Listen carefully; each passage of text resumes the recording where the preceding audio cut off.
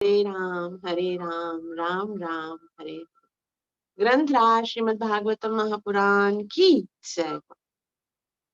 श्रीमद् भागवतम चौथा सिकंद प्रथम अध्याय श्लोक संख्या 56 से प्रारंभ करेंगे। इस आध्यात्मिक जगत में प्रवेश करने से पहले गुरु और गौरंग से कृपा की याचना करते हुए मंगलाचरण करेंगे, ताकि हम जो कुछ श्रवण करने वाले हैं उसका हमें पूरा पूरा लाभ प्राप्त हो सके, जो कि है कृष्ण प्रेम की प्राप्ति। एक सेकेंड धन्यवाद।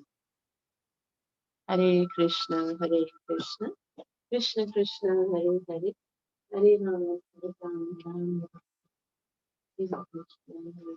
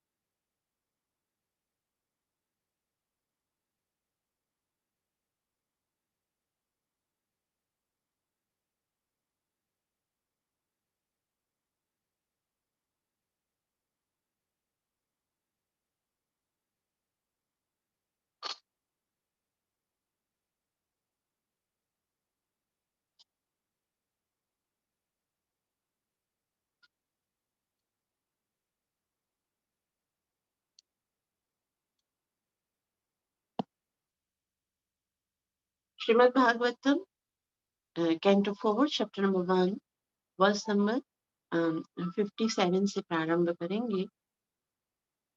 इस आध्यात्मिक जगत में प्रवेश करने से पहले मंगलाचरण करेंगे। गुरवे गौरचंद्राय राधिकाय तदालये कृष्णाय कृष्ण भक्ताय तद्भक्ताय नमो नमः। जय श्री कृष्ण चैतन्य प्रभु नित्यानंदा, श्री अद्वैत गदाधर श्रीवासदि गौर भक्त वृंदा।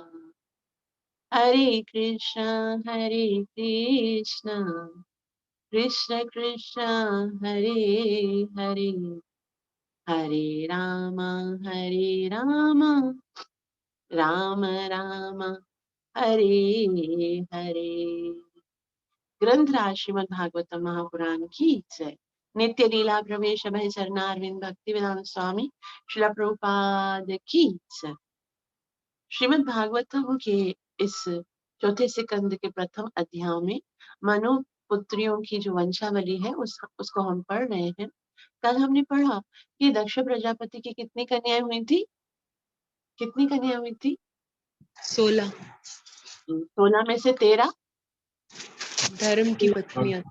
धर्म की पत्नियां हुई थी, और उनमें से एक जिसका नाम मूर्ति था, धर्म और मूर्ति के घर पे भगवान नर नारायण का जन्म होता है, और उनके जन्म होने से सारे देवी देवता बहुत ज्यादा आनंदित होते हैं और फूलों की वर्षा करते हैं, और देवता जो है वो भगवान की स्तुति करते हैं। और हमने श्लोक नंबर 56 में पढ़ा कि देवता भगवान से कहते हैं, हम उस दिव्य रूप भगवान को नमस्कार करते हैं जिन्होंने इस दृश्य जगत की सृष्टि अपनी बहिरंगा शक्ति के रूप में की, जो जो उनमें उसी प्रकार स्थित है जिस प्रकार वायु तथा बादल आकाश में रहते हैं, और जो अब धर्म के घर में नर नारायण ऋषि के रूप में प्रकट हुए हैं। और उसके बाद देवता आगे भगवान की स्तुति करते हुए कहते हैं, सोऽयं स्थिति व्यतिकरोपशमान् श्रेष्ठान् त्वेन नः सुरगण ननु मे यतत्वा दृश्यादद प्रकरुणेण विलोकनेन यच्छ्रीनिकेतममलं क्षिपतारविन्दम् सोयम स्थिति व्यतिकरोपशमाय सृष्टान। सोयम यानी आप वो भगवान हैं जो कि स्थिति, जब स्थिति का मतलब होता है इस भगवान उत्पन्न करना इसको, और व्यतिकरो, व्यतिकरो का मतलब होता है जितनी भी आपत्तियां हैं उपशमन यानी उनका शमन करने के लिए भगवान इस संसार में प्रकट होते हैं। हमारे जीवन की जितनी भी विपत्तियां हैं, जितने भी कष्ट हैं, जो संसार में जो अधर्म है उन सबको नष्ट करने के लिए सत्वेन नुः, सत्वेन अर्थात सतोगुण से, नह यानी हम, सुरगणान, सुरगणान यानी देवताओं को, सारे देवी देवता कहते हैं हम सत्वगुण में स्थित हैं और उनमेय तत्व वेदों द्वारा ज्ञेय है। आप जो है वो वेदों के द्वारा ज्ञेय है, यानी वेदों में ये बताया गया है कि भगवान जब भी संसार में संकट होता है, जब भी विपत्तियां आती है तो भगवान संसार में आते हैं और दृश्याद दृश्यादद ब्रकरुणेण विलोकयेन, आपकी केवल एक विलोक कहते हैं भगवान की जो चितवन है, भगवान की खाली एक कृपा दृष्टि है, उस कृपा दृष्टि से ही इतनी इतनी भगवान करुणामयी है।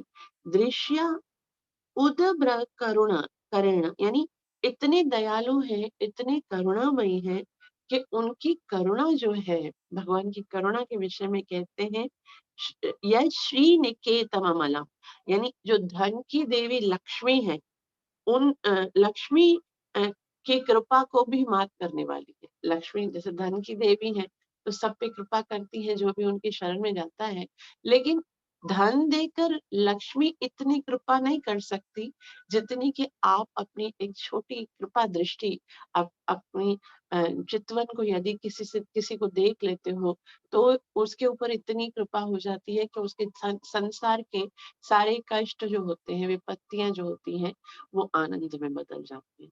तो भगवान की करुणा ऐसी, सब लोग चाहते हैं कि हमको धन मिले, सब लोग चाहते हैं कि हमको संपत्ति मिले, संसार में लग्जरियस लाइफ, तो भले कितना कुछ भी मिल जाए, लेकिन उस उस व्यक्ति को यदि भगवान की भक्ति नहीं मिली है, भगवान की कृपा नहीं मिली है, तो वो हमेशा दुखी रहेगा, भले कुछ भी उसके जीवन में हो। लेकिन अगर किसी के पास भगवान की भक्ति है, भगवान की करुणामयी दृष्टि, भगवान की कृपा दृष्टि जिसके पास है, तो भी भले उसके पास धन नहीं हो, भले उसके पास भौतिक वैभव नहीं हो, तभी भी वो आनंदित रहेगा। तो देवता भगवान की इस तरह से स्तुति करते हैं कि आपकी जो कृपा है वो कितनी ज्यादा करुणामयी है, आपकी कृपा दृष्टि। अनुवाद, वे पूर्ण पुरुषोत्तम भगवान जो वास्तविक रूप से प्रामाणिक वैदिक साहित्य के द्वारा जाने जाते हैं और जिन्होंने सृष्टि जगत की समस्त विपत्तियों को विनष्ट करने के लिए शांति तथा समृद्धि का सृजन किया है, हम देवताओं पर कृपा पूर्ण दृष्टिपात करें। उनकी कृपा पूर्ण चितवन लक्ष्मी के आसन निर्मल कमल की शोभा को भी मात करने वाली है। श्रीला प्रभुपाद जी बहुत सुंदर रीति से समझाएंगे तात्पर्य शीला प्रभुपाद द्वारा। शीला प्रभुपाद जी बोलते हैं, दृश्य जगत के मूल पूर्ण पुरुषोत्तम भगवान भौतिक प्रकृति के विचित्र क्रियाओं से आच्छादित है। यानी जो भगवान है भौतिक प्रकृति की विचित्र क्रियाओं से आच्छादित है, मतलब भौतिक जगत में इतना कुछ हो रहा है, उसके कारण लोग जो है वो भगवान को जान नहीं पाते हैं। जिस प्रकार बाह्य आकाश अथवा सूर्य और चंद्रमा का प्रकाश बादलों या रजकणों से आच्छादित रहता है, तो जिस तरह से सूर्य और चंद्रमा का प्रकाश बादलों से, या अब डायरेक्ट से अगर आप देखोगे ना सूर्य के, और तो बहुत सारे रजकण बीच में आएंगे, ऐसा लगेगा कुछ रेत के जर्रे हैं, तो उससे आच्छादित होते हैं। तो दृश्य जगत के मूल को ढूंढ पाना दुष्कर है। अतः भौतिक विज्ञानी इस निष्कर्ष पर पहुंचते हैं कि समस्त जगत का परम कारण प्रकृति है। किंतु शास्त्रों अथवा भगवत गीता तथा अन्य प्रामाणिक वैद्य धर्म ग्रंथों से हम यह जानते हैं कि इस विचित्र दृश्य जगत के पीछे श्री भगवान का हाथ है। तो यहाँ पर जैसे देवतागण कहते हैं कि आप ही सृष्टि या इस दृश्य जगत के स्थिति करने वाले हो और आप ही इनके समस्त जितने कष्ट हैं उनको खत्म करने। लेकिन हम भौतिक जगत में देखते हैं किसी को ये बात याद नहीं रहती है भगवान इस संसार में किस तरह से रचे बसे हैं। वो इतना गुप्त रीति से है कि किसी को याद ही नहीं रहता है भगवान का। हमको लगता है बहुत सारे लोग होते हैं इस संसार में, ऐसे भी बहुत सारे लोग हैं जैसे साइंटिस्ट हैं, या वो समझते हैं बस प्रकृति ही प्रकृति को जन्म दे रही। जैसे दिखने में क्या आता है, एक एक व्यक्ति होता है, ठीक है, उसका विवाह होता है, वो फिर संसार में जन्म लेता है, दूसरे बच्चों को जन्म देता है, ठीक है ना। ऐसे रिप्रोड्यूस हो रहा है हर चीज। जैसे बीज बोया जाता है तो बीज में से वृक्ष निकल रहा है। जैसे पंछी होते हैं, पंछी जो है वो अंडा देते हैं, अंडे में से संतान निकलती है उनकी। तो ऐसा लगता है ऑटोमेटिकली सब पहले से हो रहा है, इसमें भगवान का कोई हमको लगता ही नहीं कि इसमें भगवान भी कुछ कर रहे हैं। भगवान की कृपा दृष्टि दिखती नहीं है। ऐसा लगता है जैसे सूरज जो है वो बादलों से ढक जाता है, तो सूरज तो है ही ना फिर भी।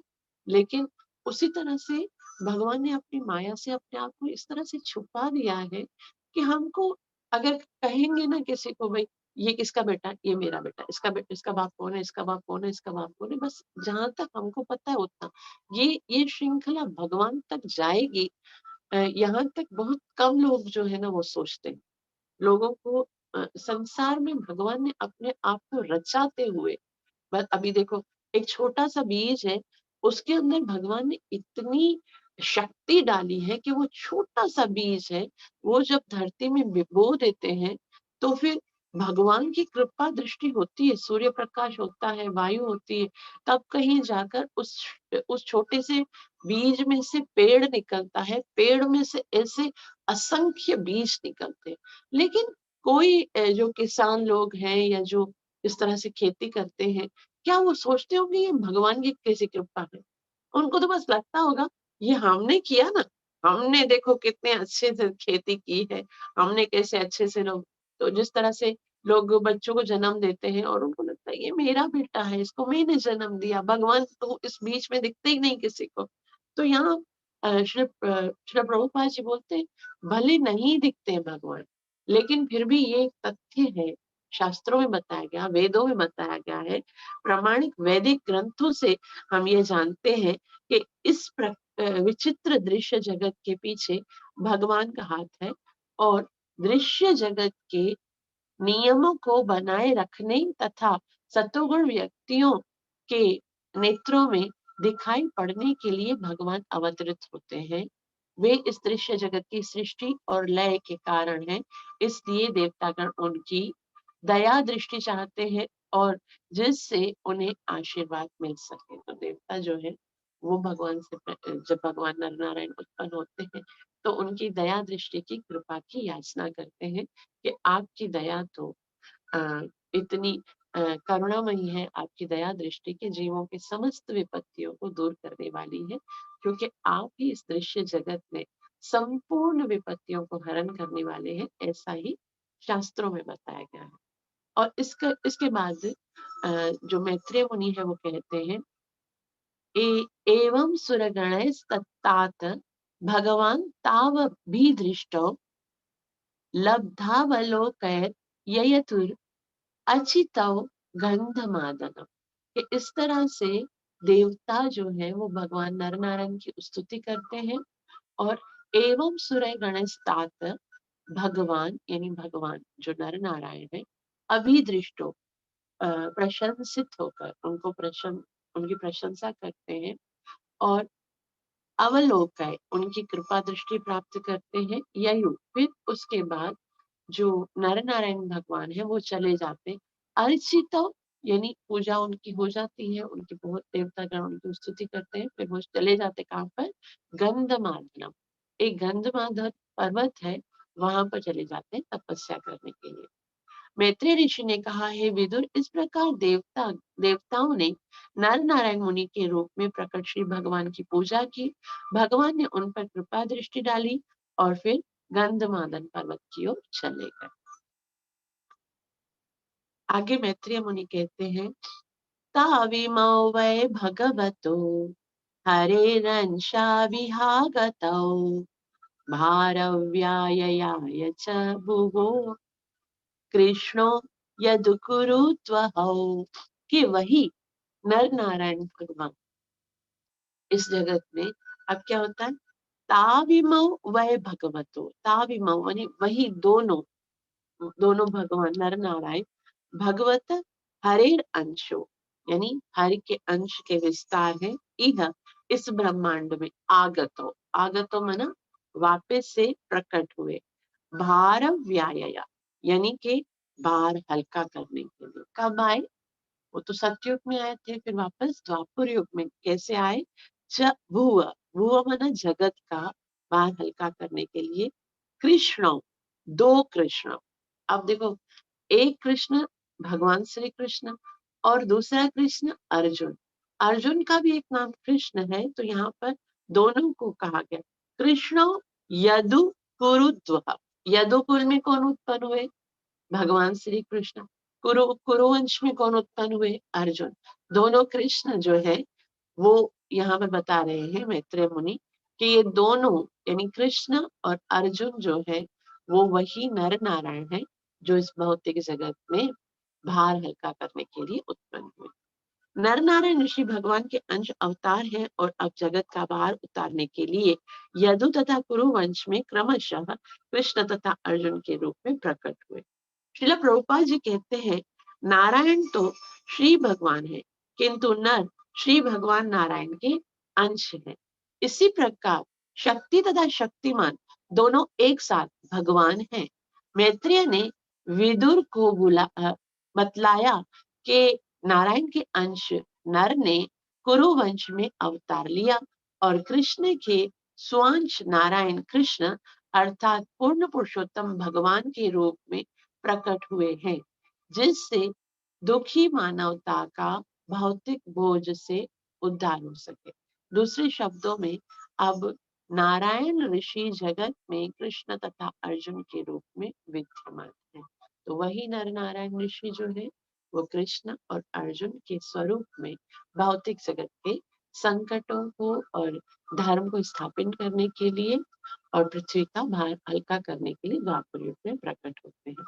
उसके बाद अब अ, एक तो धर्म की पत्नी मूर्ति के यहाँ से नर नारायण उत्पन्न हुए और अ, एक पुत्री जो है वो अग्नि के साथ उसका विवाह हुआ था, उसके विषय में बता रहे हैं।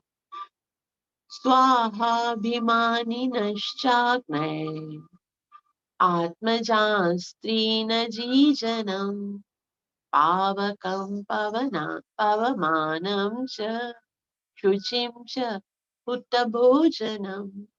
स्वाहाभिमानी नश्च, अग्निदेव की पत्नी स्वाहा से 3 संतानें उत्पन्न हुई। ऐसे बताया ना कि आत्मजा स्त्रीन जीजनम, 3 पुत्रियां उत्पन्न हुई, उनके नाम क्या है?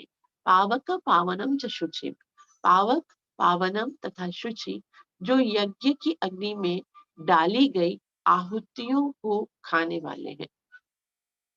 मतलब वो उनका काम क्या है? जो हम यज्ञ में अग्नि की आहुति डालते हैं ना, स्वाहा करते हैं, ऐसे स्वाहा बोलते हैं ना, तो ये जो अग्नि की जो पत्नियां हैं वो क्या करती हैं? यज्ञ की अग्नि में डाली गई आहुतियों को खाती है, मतलब स्वीकार करती है। तो उन्हीं के मुख से, ऐसे बोलते हैं ना, अग्नि देवता जो है वो भगवान के मुख है, ब्राह्मणों के मुख है, तो उन्हीं के माध्यम से जो हमारी आहुतियां होती हैं वो उस देव को, जिसको हम मंत्र पढ़ते हैं, उनको पहुंचती हैं। और ये कार्य जो है ये अग्नि देवता की जो 3 पुत्रियां हैं, स्वाहा स्वाहा पवा सॉरी पावक पावनम च शुचि, अग्निदेव की पत्नी स्वाहा की 3 संतान उत्पन्न हुई, जिनके नाम है पावक, पावनम तथा शुचि, जो यज्ञ की अग्नि में डाली गई आहुतियों को खाती है। श्रील प्रभुपाद जी कहते हैं धर्म की 13 पत्नियों का जो सभी दक्ष की कन्याएं थी, उनका वर्णन कर लेने के बाद मैत्रेय दक्ष की 14वीं कन्या स्वाहा तथा उसके 3 पुत्रियों का वर्णन कर रहे हैं। यज्ञ की अग्नि में डाली गई आहुतियां देवों के निमित्त होती है और देवताओं की ओर से अग्नि तथा स्वाहा की तीनों पुत्रियां पावक, पावनम तथा शुचि आहुतियां स्वीकार करती हैं।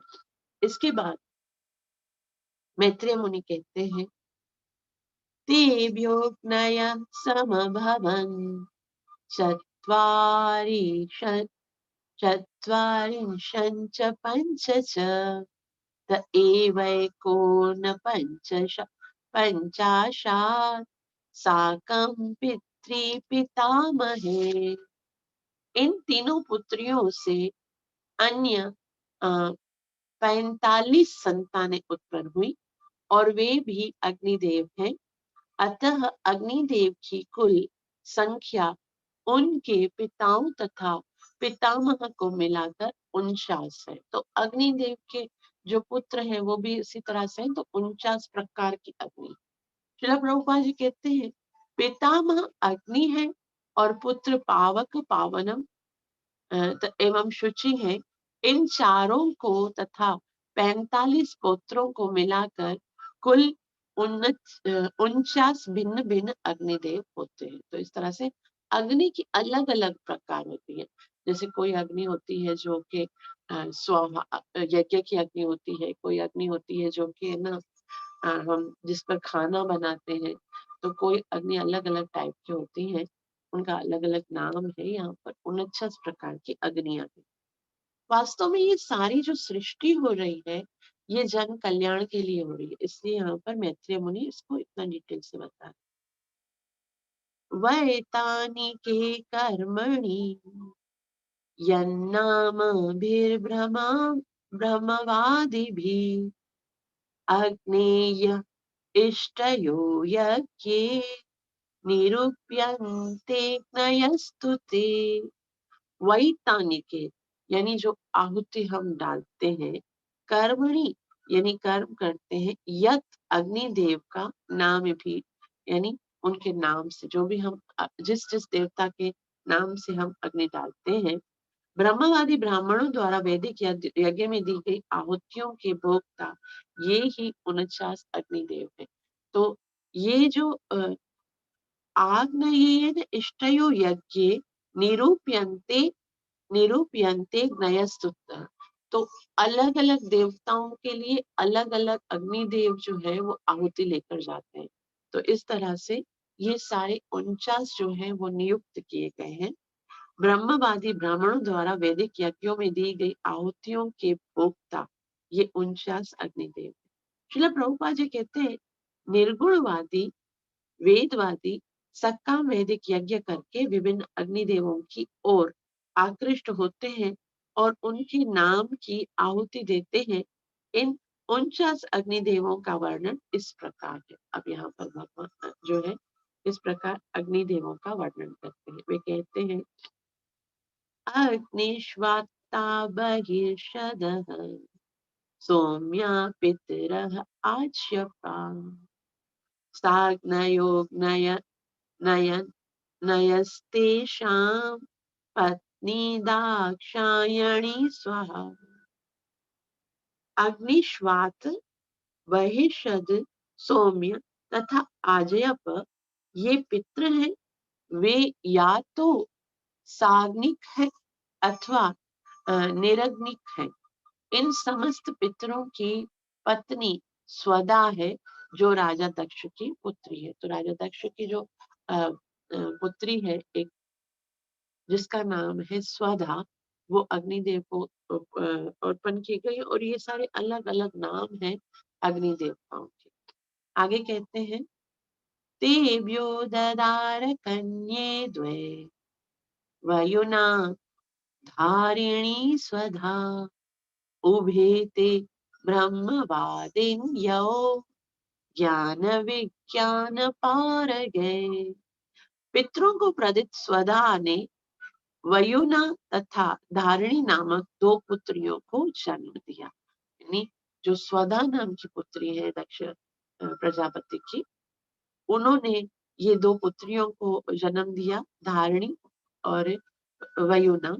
वे दोनों ही ब्रह्मवादिनी थी तथा दिव्य एवं वैदिक ज्ञान में पारंगत थी। आगे अब यहाँ पर अग्निदेव को जो पुत्री हुई थी उनका वंश हो गया। अब दक्ष प्रजापति की एक पुत्री जिनका विवाह शिव जी के साथ हुआ था उसका वर्णन करते हैं। वे कहते हैं भवस्य पत्नी तु सती भवम देवम अनुव्रता आत्मनः सौदृशं पुत्रं न लेबे गुणशीलत। तो सारी पत्नियों की संतान बताए। जैसे पहले हमने पढ़ा जो धर्म की 13 पत्नियां हुई थी उनके विषय में बताया, मूर्ति की पुत्री के विषय में कि उनको नर नारायण उत्पन्न हुए, जो अग्नि के साथ जिस पुत्री का विवाह कराया था स्वधा का, उसकी सारी संतान के विषय में बताया। और उस पितृगणों के पास चली गई थी एक, और अब आखिरी पुत्री जो कि सती हैं जिनका विवाह शिव जी के साथ हुआ, उनके विषय में बताते हैं भवस्य पत्नी तो सती। अब उनमें से दक्ष प्रजापति की एक पुत्री जिसका नाम सती था, भवम देवम अनुव्रतम। सती जो है भव को, भव यानी शिव जी को, देवम देवता को, अनुव्रता सेवा में श्रद्धा पूर्वक संलग्न थी। और वो अपनी पत्नी जो है सती जो है वो अपनी पत्नी शिव जी की बहुत बहुत सेवा करती थी। आत्मना सदृशम पुत्रम, और यहाँ पर कहते हैं आत्मन अपने ही सदृशम यानी समान, पुत्रम यानी पुत्र, न लेभे प्राप्त नहीं हुई, गुणशीलता अच्छे गुणों तथा चरित्र। तो ये पुत्री तो बहुत ही गुणशील थी। सती की तारीफ करते हुए बताते हैं कि वो इतनी सुंदर थी, गुणवान थी और अपने पति की बहुत सेवा करती थी। लेकिन फिर भी आत्मना सदृशम पुत्र ना लेते, लेकिन उनको कोई पुत्र उत्पन्न नहीं हुआ। अनुवाद, सती नामक 16वीं कन्या भगवान शिव की पत्नी थी, किंतु उनकी कोई संतान उत्पन्न नहीं हुई। यद्यपि वे सदैव अपने पति के अत्यंत श्रद्धा पूर्वक सेवा में संलग्न रहने वाली थी, कि पति की सेवा भी करती थी, गुणवान भी थी, शीलवान भी थी, लेकिन फिर भी उनको पुत्र उत्पन्न नहीं हुआ। और आगे कहते हैं, मैत्रेय मुनि कहते हैं, मानो उस समय विदुर जी पूछते हैं कि क्यों ऐसा क्यों हुआ, उनको संतान क्यों नहीं हुई। तो उत्तर देते हुए कहते हैं पितर्य प्रतिरूपे स्वे भवायान गसेरुषा अप्रौढे वात्मनात्मानम् अजहाद्योग संयुता। पितर्य प्रतिहार, पितर्य यानी पिता के समान जो दक्ष प्रजापति है, अप्रतिहारोपे यानी अनुपयुक्त स्वे अपने भवाय यानी शिव जी को अनागसे, अनागसे यानी निर्दोष। वैसे तो शिव जी जो है वो निर्दोष थे, उनका कोई भी दोष नहीं था, लेकिन फिर भी उनके पिता दक्ष ने उनके साथ गलत व्यवहार किया, अप्रतिरूप में उनके साथ गलत व्यवहार किया और रुषा उन पे बहुत ज्यादा क्रोधित हुए। अप्रौढ़ा प्रौढ़ होने के पूर्व एव आत्मानम अपने से आत्मजम यानी शरीर को अजात त्याग दिया, योग संयुक्ता। तो अपने पिता दक्ष प्रजापति के ने जब शिव जी का अपमान किया, उन पे क्रोधित हुए, तो इसको वो देख नहीं पाई, इसलिए उन्होंने अपने शरीर को जला दिया, त्याग दिया। यहाँ पर बता अजाहात योग संयुक्ता, योग अग्नि से अपने शरीर को जला दिया। अनुवाद, तो क्यों पुत्र उत्पन्न नहीं हुआ क्योंकि अभी विवाह हुआ था और फिर ये कांड हो गया। तो कहते हैं इसका कारण यह है कि सती के पिता दक्ष शिव जी के दोष रहित होने पर भी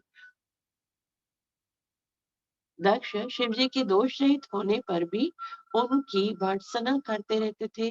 फलतः परिपक्व आयु के पूर्व ही सती ने अपने शरीर को योग शक्ति से त्याग दिया। यहाँ पर बताया गया ना कि अप्रौढ़ा, अभी वो छोटी थी, संतान उत्पन्न करने का भी समय आया नहीं था, तो लेकिन फिर भी अपने पति के का जो प्रतिहार कर रहे थे, उनके पिताजी जो उनकी निंदा कर रहे थे, वो सहन नहीं कर पाई और उन्होंने अपने शरीर का योग शक्ति से त्याग कर दिया। श्रील प्रभुपाद जी यहाँ पर बहुत सुंदर रीति से समझा रहे हैं कि समस्त योगियों के प्रदान होते हुए भी शिव जी ने अपने लिए कोई आवास नहीं बनाया। शिव जी हालांकि चाहे तो सबको सबको है ना इतना कुछ दे सकते हैं, तो क्या अपने लिए घर नहीं बना सकते? लेकिन उन्होंने कोई घर नहीं बनाया। सती एक महान राजा की सबसे छोटी पुत्री थी और चूंकि सती ने शिव को अपने पति के रूप में चुना था, अतः राजा दक्ष अधिक प्रसन्न नहीं थे। तो जो शिव जी का रहना सहना, उसका लाइफ स्टाइल जो है ना, वो दक्ष प्रजापति को शुरू से पसंद नहीं लगता था, क्योंकि एक जो पिता होता है ना, कन्या से बहुत प्यार करता है और उसकी कहीं ना कहीं ये इच्छा होती है कि विवाह के बाद जो है वो उसकी पुत्री बहुत है ना लाडों से क्योंकि पाला होता है, तो विवाह के बाद भी उसका पति जो है वो उसको इस तरह से लग्जरियस लाइफ दे कि वो आनंद से रह सके। लेकिन जब दक्ष प्रजापति देखते थे मेरी फूल जैसी पुत्री, ये देखो शिव जी इसने अपने लिए घर भी नहीं बनाया, इसने इस ये क्या मेरी बेटी को सुख देता होगा, है ना? एटलीस्ट अब हम देखते हैं, हम संसार में रहते ना, तो हम सब चाहते ना, कोई भी पति होता है, पत्नी होती है, उनको दिल होता है कि भाई हमारा एक घर होना चाहिए। एक बारी क्या हुआ, शिव जी जो है अ, उनको सब यही बोलते थे कि भाई तुम तो घर नहीं है तुम्हारे पास, तो तुम है ना एक घर बना दो। तो एक बार जब इतना सुनती थी कि भाई लक्ष्मी वैकुंठ में रहती है, ब्रह्मा जी का भी इतना अच्छा सत्य लोक है, मैं तो यहाँ पहाड़ों में पड़ी हुई हूँ, तो कितना मतलब सब उनको बोल के जाते थे। एक बार उन्होंने बोला कि मैं घर बनवा के रहूंगी। शिव जी को जिद करने लगी कि भाई सबके घर होते हैं, हम लोग, मैं तो तुमसे और कुछ नहीं मांग रही हूँ ना, एक घर तो कम से कम मुझे लेके दो, एक घर तो कम से कम हो। यूं पहाड़ों में गुफाओं में हम लोग बैठे हुए हैं, मैं इतनी दक्ष प्रजापति, अब हम सोचते हैं दक्ष प्रजापति की पुत्री है, इतना बड़ा राज्य छोड़ के आज मैं आपके पास आई, तो मुझे एक अच्छा घर तो लेके दो कम से कम। तो शिव जी सोचते हैं हाँ ऐसी तो कोई बात नहीं है, घर तो हम ले सकते हैं। तो उन्होंने एक बहुत ही सुंदर, एकदम जैसे सती चाहती थी ना ऐसा घर बनवाया। इतना प्यारा घर बनवाया, उसको देखने के लिए आते थे सब। अभी घर जब बन गया तो उन्होंने सोचा कि हम गृहस्थी हैं, तो गृहस्थियों का कर्तव्य है कि जब घर बन जाए तो फिर भक्तों को बुलाया जाए, ऋषियों को बुलाया जाए, उनको भोजन कराया जाए ताकि वो आशीर्वाद देकर जाए।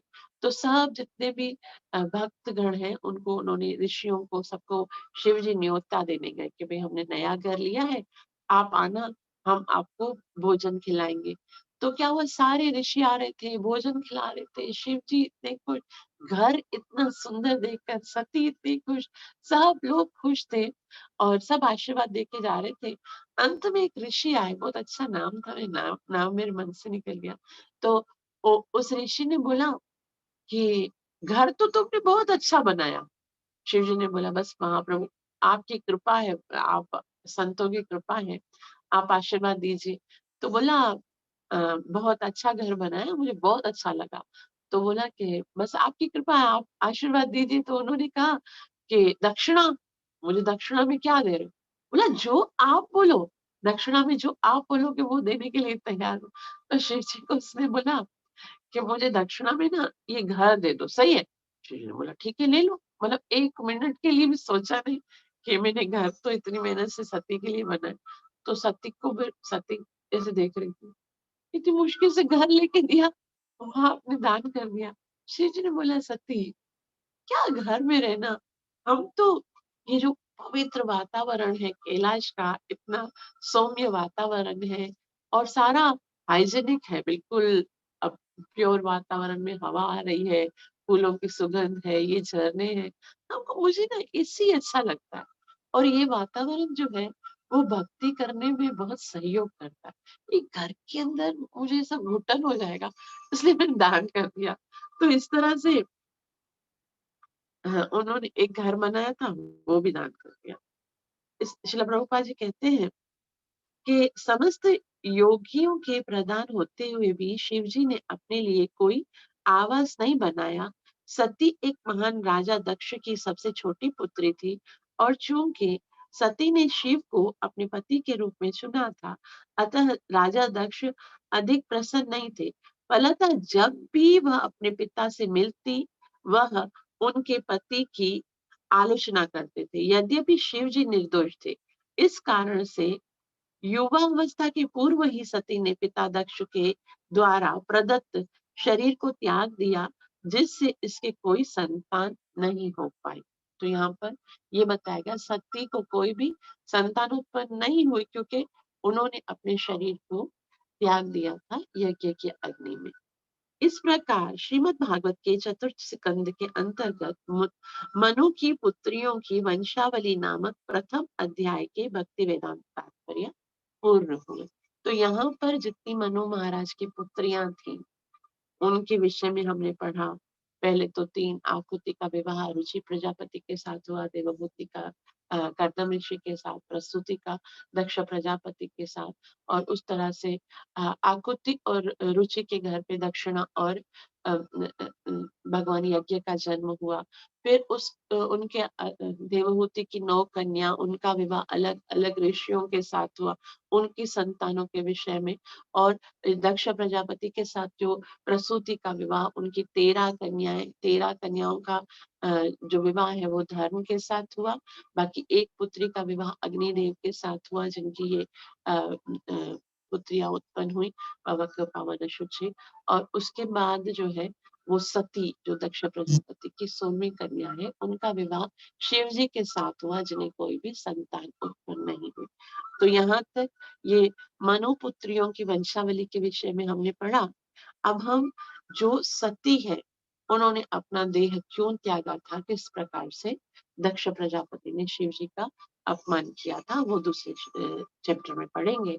आप सबका बहुत बहुत आभार जो इतना प्रेम से श्रवण करते हैं। मैं हमेशा लेट आती हूँ, आप मेरा वेट करते हो। बस मुझे आशीर्वाद दो कि मैं सेवा अच्छे से कर सकूं, गुरु और कृष्ण की प्रसन्नता के लिए भगवान के पवित्र नाम को अच्छे से जप कर सकूं। हरे कृष्ण कृष्ण कृष्ण कृष्ण कृष्ण हरे हरे हरे हरे हरे हरे राम हरे राम राम हरे राम हरे। राम हरे हरे। ग्रंथराज श्रीमद् भागवत महापुराण की जय। जय विद्यालय समय चरणारविंद भक्ति वेदांत स्वामी श्री प्रभुपाद की जय। गौरव प्रेम। तो किसी